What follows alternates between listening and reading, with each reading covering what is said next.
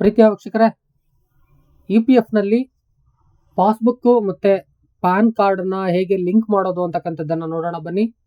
ಇವೆರಡೂ ಕೂಡ ನೀವು ಲಿಂಕ್ ಮಾಡಿಲ್ಲ ಅಂತ ಹೇಳಿದ್ರೆ ನಿಮ್ಮ ಕ್ಲೈಮನ್ನು ಮಾಡಲಿಕ್ಕೆ ಸಾಧ್ಯವಿಲ್ಲ. ಆ ದಿಸೆಯಿಂದಾಗಿ ನೀಟಾಗಿ ಲಿಂಕ್ ಮಾಡ್ಕೊಳ್ಳಿ. ಅದು ಹೇಗೆ ಅಂತಕ್ಕಂಥದ್ದನ್ನು ಈ ವಿಡಿಯೋದಲ್ಲಿ ಹೇಳ್ಕೊಡಕ್ಕೆ ಹೋಗ್ತಾ ಇದ್ದೀನಿ. ನೀವನ್ನ ಫಸ್ಟ್ ಟೈಮ್ ನನ್ನ ಚಾನಲ್ಗೆ ಬಂದು ಸಬ್ಸ್ಕ್ರೈಬ್ ಆಗದೆ ವಿಡಿಯೋ ನೋಡ್ತಾ ಇದ್ರೆ ದಯವಿಟ್ಟು ಸಬ್ಸ್ಕ್ರೈಬ್ ಮಾಡ್ಕೊಳ್ಳಿ. ಆ ಮೂಲಕ ಸಪೋರ್ಟ್ ಮಾಡ್ತಾ ಇರಿ. ನೋಡಿ, ನೀವು ಮೊಬೈಲಲ್ಲಿ ಅಥವಾ ಲ್ಯಾಪ್ಟಾಪಲ್ಲಿ ಯಾವ್ದಾದ್ರು ಒಂದು ಬ್ರೌಸರ್ನ ಓಪನ್ ಮಾಡ್ಕೊಳ್ಳಿ. ನಾನು ಎಡ್ಜನ್ನು ಓಪನ್ ಮಾಡ್ಕೊಂಡಿದ್ದೀನಿ. ಇಲ್ಲಿ EPF ಅಂತ ಟೈಪ್ ಮಾಡಿ, ಅದು ಲಾಗಿನ್ ಅಂತ ನೀವೇನೋ ಟೈಪ್ ಮಾಡಿದರೆ ಹೋಮ್ ಬಟನ್ ಕಾಣಿಸುತ್ತೆ.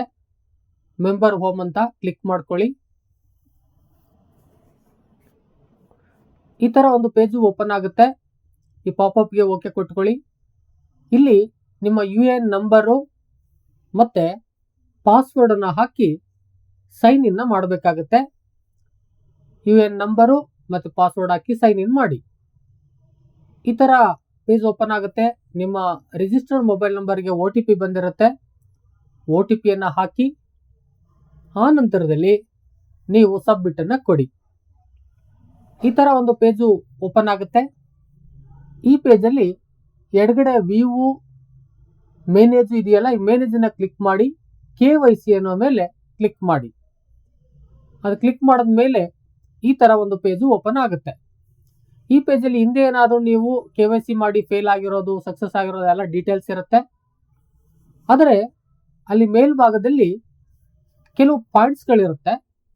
ಆ ಪಾಯಿಂಟ್ಸ್ಗಳಲ್ಲಿ ಬ್ಯಾಂಕು, ಪ್ಯಾನು, ಪಾಸ್ಪೋರ್ಟ್ ಅಂತ ಬ್ಯಾಂಕ್ ಅನ್ನೋದ್ರ ಮೇಲೆ ಕ್ಲಿಕ್ ಮಾಡಬೇಕಾಗತ್ತೆ. ಇಲ್ಲಿ ಡೀಟೇಲ್ಸ್ ಬರುತ್ತೆ ನೋಡಿ.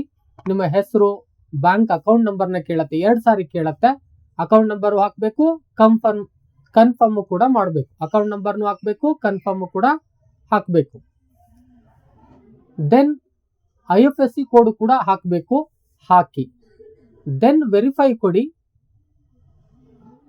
ವೆರಿಫೈ ಕೊಟ್ಟಾದ್ಮೇಲೆ ಪಾಪಪ್ ಬರುತ್ತೆ, ಓಕೆ ಕೊಟ್ಕೊಳ್ಳಿ. ಆಗ ಬ್ಯಾಂಕ್ ಡೀಟೇಲ್ಸು ವೆರಿಫೈ ಆಗಿರುತ್ತೆ. ಕೆಳಗಡೆ ಒಂದು ಚೆಕ್ ಬಾಕ್ಸ್ ಇದೆ, ಕನ್ಸೆಂಟ್ ಫಾರ್ಮ್. ಅದು ಓದ್ಕೊಳ್ಳಿ ನೀಟಾಗಿ, ಏನೇನು ಕನ್ಫರ್ಮ್ ಇದೆ ಅಂತಕ್ಕಂಥದ್ದನ್ನು. ಆ ನಂತರದಲ್ಲಿ ನೀವು ಚೆಕ್ ಬಾಕ್ಸ್ನ ಕ್ಲಿಕ್ ಮಾಡಿ ಕೆಳಗಡೆ ಬಂದರೆ ಬಲಭಾಗದಲ್ಲಿ ಸೇವ್ ಅಂತಿದೆ, ಅಲ್ಲಿ ಸೇವ್ ಮಾಡಬೇಕಾಗುತ್ತೆ. ಸೇವ್ ಮಾಡ್ಕೊಳ್ಳಿ. ಹೀಗೆ ಸೇವ್ ಮಾಡಿದ್ರೆ ನಿಮ್ಮ ಬ್ಯಾಂಕ್ ಡೀಟೇಲ್ಸು ಈ ಥರ ಕಾಣಿಸುತ್ತೆ.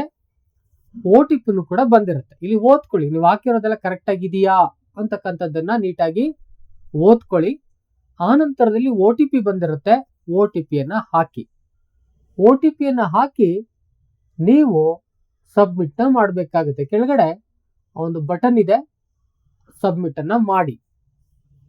ಇದಾದ ಮೇಲೆ ನಿಮಗೆ ಈ ಥರ ಪೇಜು ತೆರ್ಕೊಳ್ಳುತ್ತೆ. ನೀವು ಹಿಂದೆ ಮಾಡಿರೋವು ಕೂಡ ಇರ್ತವೆ. ಮೇಲ್ಗಡೆ ಏನಿದೆ ಅದನ್ನೆಲ್ಲ ನೀಟಾಗಿ ಓದ್ಕೊಳ್ಳಿ. ಆ ನಂತರದಲ್ಲಿ ಕೆಳಗಡೆ ಬಂದು ನೀವೇನು ಇವತ್ತಿನ ಡೇಟಾ ಹಾಕಿದ್ದೀರೋ ಅದು ಡೇಟ್ ವೈಸೇ ಇರುತ್ತೆ, ಎಲ್ಲ ಓದ್ಕೊಳ್ಳಿ. ಬ್ಯಾಂಕು ವೆರಿಫೈ ಮಾಡಬೇಕಾಗತ್ತೆ, ಅದಕ್ಕೆ ಟೈಮ್ ಬೇಕಾಗುತ್ತೆ. ಆ ದಿಸೆಯಿಂದಾಗಿ ವೆಯ್ಟ್ ಮಾಡಿ. ದೆನ್ ನೀವು ಅದೇ ರೀತಿ ಪ್ಯಾನನ್ನು ಮಾಡಬೇಕಾಗುತ್ತೆ. ಸೇಮ್ ಮೇನೇಜ್ಗೆ ಹೋಗಿ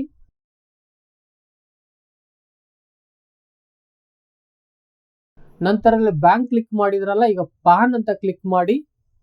ಆ ಕ್ಲಿಕ್ ಮಾಡಿದ್ಮೇಲೆ ಪ್ಯಾನ್ ಡೀಟೇಲ್ಸ್ನ ಇದು ಕೇಳುತ್ತೆ. ಪ್ಯಾನ್ ನಂಬರು ಮತ್ತು ಹೆಸರು ಅಲ್ಲೇ ಇರುತ್ತೆ. ಪ್ಯಾನ್ ನಂಬರ್ನ ತಪ್ಪಿಲ್ದೇನೆ ನೀಟಾಗಿ ಇಲ್ಲಿ ಎಂಟ್ರಿ ಮಾಡಿ. ಪ್ಯಾನ್ ನಂಬರ್ನ ಎಂಟ್ರಿ ಮಾಡಾದ ಮೇಲೆ ಮತ್ತೆ ಕನ್ಸೆಂಟ್ ಕೇಳುತ್ತೆ. ಈ ಕನ್ಸೆಂಟನ್ನು ನೀವು ಕ್ಲಿಕ್ ಮಾಡಲೇಬೇಕು. ಮೊದಲೇ ಹೇಗೆ ಕ್ಲಿಕ್ ಮಾಡಿದ್ರೋ ಅದೇ ರೀತಿ ಬೇಕಾದ್ರೆ ಓದ್ಕೊಳ್ಳಿ. ನಂತರದಲ್ಲಿ ನಿಮಗೆ ಸೇಮ್ ಮೊದಲೇ ಮಾಡಿದಾಗೆ ಬಲಭಾಗದಲ್ಲಿ ಸೇವ್ ಬಟನ್ ಇದೆ, ಸೇವ್ ಮಾಡಿ. ಇದಿಷ್ಟಾದರೆ ಎರಡೂ ಕೂಡ ಆಗಿರುತ್ತೆ. ಇಲ್ಲೂ ಕೂಡ OTP ಬರುತ್ತೆ, ನೋಡ್ಕೊಳ್ಳಿ ನಿಮ್ಮ ಪ್ಯಾನ್ ನಂಬರ್ ಎಲ್ಲ ಕರೆಕ್ಟ್ ಆಗಿದೆಯಾ ಅಂತ. OTP ಹಾಕಿ. ಆ ನಂತರದಲ್ಲಿ ಸಬ್ಮಿಟ್ ಬಟನ್ ಇರುತ್ತೆ, ಸಬ್ಮಿಟನ್ನು ನೀವು ಮಾಡಬೇಕಾಗತ್ತೆ. ನೀಟಾಗಿ ಓದ್ಕೊಂಡು ಸಬ್ಮಿಟ್ ಮಾಡಿ. ಇದೆಲ್ಲ ಇಂಪಾರ್ಟೆಂಟ್ ಇರುತ್ತೆ. ಸಬ್ಮಿಟ್ ಆದಮೇಲೆ ನೆಕ್ಸ್ಟು ಅದು ಕೂಡ ನಿಮಗೆ ತೋರಿಸುತ್ತೆ, ಈ ಒಂದು ಡಾಕ್ಯುಮೆಂಟು ಕೂಡ ವೆರಿಫೈ ಆಗ್ತಾ ಇದೆ ಅಂತ. ಮೊದಲು ಇಂಡಿವಿಜುವಲ್ ಆಗಿ ಮಾಡಲಾಗುತ್ತೆ ಅಂತ ಹೇಳ್ತಾರೆ. ಇಂಡಿವಿಜುವಲ್ ಆಗಿ ಏನಾದ್ರು ಆಗಲಿಲ್ಲ ಅಂತ ಹೇಳಿದ್ರೆ ನೀವು ಎಂಪ್ಲಾಯರ್ನ ಭೇಟಿ ಮಾಡಿ ಅವ್ರ ಕಡೆಯಿಂದ ವೆರಿಫೈನ ಕಂಪ್ಲೀಟ್ ಮಾಡಬೇಕು ಅಂತಕ್ಕಂಥ ಮೆಸೇಜ್ ಕೂಡ ಇಲ್ಲಿರುತ್ತೆ. ಓದ್ಕೊಳ್ಳಿ ನೀಟಾಗಿ. ಆ ದಿಸೆಯಿಂದಾಗಿ ನೀವು ಈ ಎರಡೂ ವೆರಿಫಿಕೇಶನ್ ಆಗಿ ಅದು ಆಕ್ಟಿವ್ ಅಂತ ಬಂದರೆ, ವೆರಿಫೈಡ್ ಅಂತ ಬಂದರೆ ಅಲ್ಲಿಗೆ ನಿಮ್ಮ ಬ್ಯಾಂಕ್ ಪಾಸ್ಬುಕ್ಕು ಮತ್ತೆ ನಿಮ್ಮ ಪ್ಯಾನು ವೆರಿಫೈ ಆಗಿದೆ ಅಂತ ಅರ್ಥ. ಅಲ್ಲಿಗೆ ನಿಮ್ಮ ಈ ಎರಡೂ ಕೆಲಸ ಮುಗಿತವೆ, ನಿಮ್ಮ ಅಮೌಂಟ್ ಬರೋಕ್ಕೆ ಈಸಿ ಆಗುತ್ತೆ. ಇದಿಷ್ಟು ಇವತ್ತಿನ ಇನ್ಫಾರ್ಮೇಶನ್ ಆಗಿತ್ತು. ವಿಡಿಯೋ ಲೈಕ್ ಆಗಿದ್ರೆ, ವಿಡಿಯೋ ಇಷ್ಟ ಆಗಿದ್ರೆ ಲೈಕ್ ಕೊಡಿ. ಜೊತೆಗೆ ಎಷ್ಟೋ ಜನಕ್ಕೆ ಈ ಮಾಹಿತಿ ಬೇಕಾಗುತ್ತೆ, ದಯಮಾಡಿ ಶೇರ್ ಮಾಡಿ. ಮತ್ತು ಯಾವ ವಿಚಾರ ಬೇಕು, ಯಾವ ವಿಚಾರ ನಿಮಗೆ ಯಾವ ಥರದಲ್ಲಿ ಬೇಕಾಗುತ್ತೆ ಕಾಮೆಂಟ್ ಮಾಡಿ, ನಾನು ಅದಕ್ಕಾಗಿ ವಿಡಿಯೋ ಮಾಡಿ ಕೊಡ್ತೀನಿ. ಇವತ್ತಿನ ಇನ್ಫಾರ್ಮೇಶನ್ ಇದಾಗಿತ್ತು. ಮತ್ತೊಂದು ವಿಡಿಯೋ ಜೊತೆ ನಿಮ್ಮೊಟ್ಟಿಗೆ ಬರ್ತೀನಿ. ಅಲ್ಲಿವರೆಗೆ thank you and all, love you all. Video ನೋಡಿದ ಪ್ರತಿಯೊಬ್ಬರಿಗೂ ಕೂಡ ಅನಂತ ಧನ್ಯವಾದಗಳು. ಮತ್ತೆ ಭೇಟಿ ಆಗ್ತಿರೋಣ.